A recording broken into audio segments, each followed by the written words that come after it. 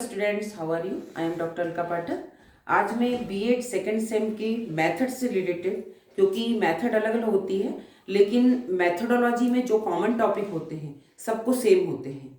तो जैसे AIIMS and objective सभी के लिए एक जैसे होंगे, तो जो इंस्ट्रक्शनल ऑब्जेक्टिव है अनुदेशनात्मक उद्देश्य, तो जो अनुदेशनात्मक उद्देश्य होते हैं तो उन अनुदेशनात्मक उद्देश्य को बनाने का क्या पर्पस है और उनकी क्या विशेषता है, इस बारे में मैं आपसे बात करूंगी। तो जो इंस्ट्रक्शनल ऑब्जेक्टिव होते हैं वो पढ़ाने से पहले निर्धारित करता है टीचर, है ना। टीचर उनको पढ़ाने से पहले बनाता है ऑब्जेक्टिव को। अब क्यों बनाता है?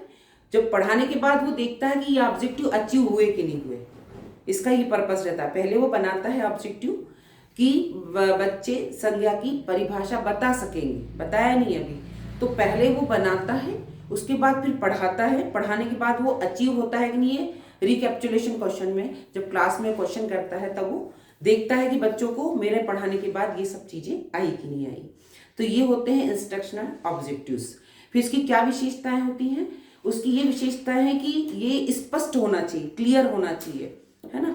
स्पष्ट होना चाहिए। स्पष्ट से मतलब बिल्कुल सिंपल होना चाहिए। जैसे मैंने अभी बताया कि बच्चे संज्ञा की परिभाषा बता सकेंगे, बिल्कुल सिंपल।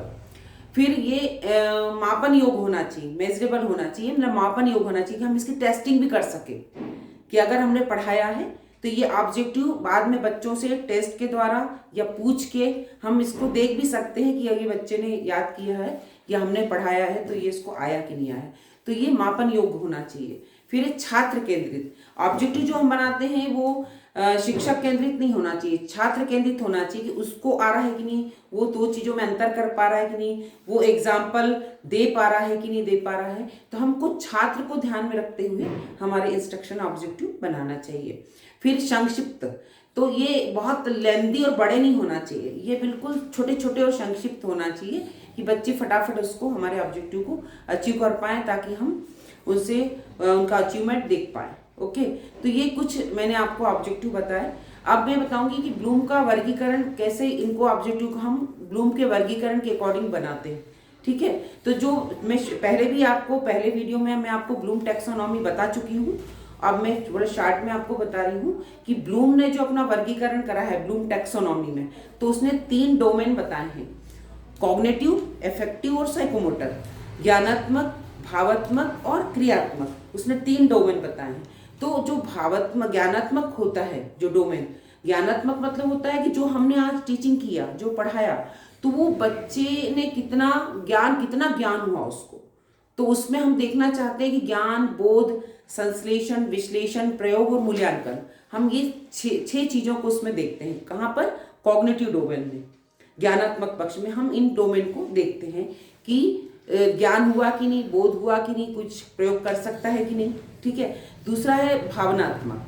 भावनात्मक में क्या देखा जाता है? उसका इंटरेस्ट, उसका दृष्टिकोण, उसका वैल्यू, मूल्य, उसकी भावनाएं, जो अपने हार्ट से रिलेटेड चीज होती हैं वो भावनात्मक होती हैं।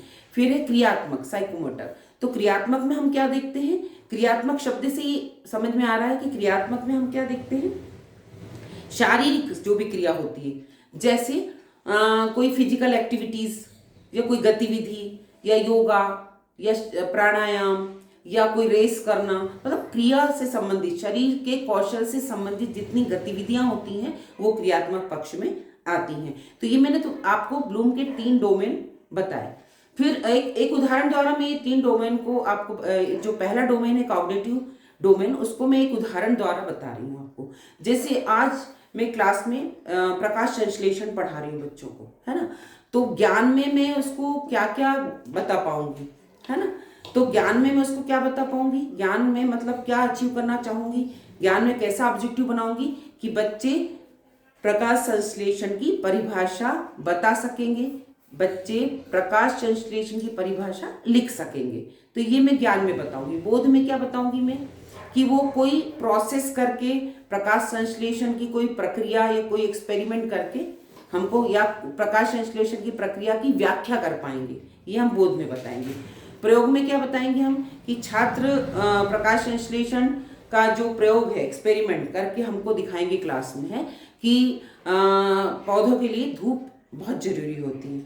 तो ये चीज मतलब मैंने आपको बताया कि बच्चे ये सब चीजें हमको कॉग्निटिव में बताएंगे डोमेन में। तो हम एक उदाहरण द्वारा मैंने आपको इसको स्पष्ट किया कि इंस्ट्रक्शनल ऑब्जेक्टिव हम कैसे बनाते हैं और उनको कैसे अचीव करते हैं। तो शिक्षक पढ़ाने से पहले बनाता है, पढ़ाने के बाद उसको अचीव करता है कि बच्चों को क्या क्या समझ में आया है।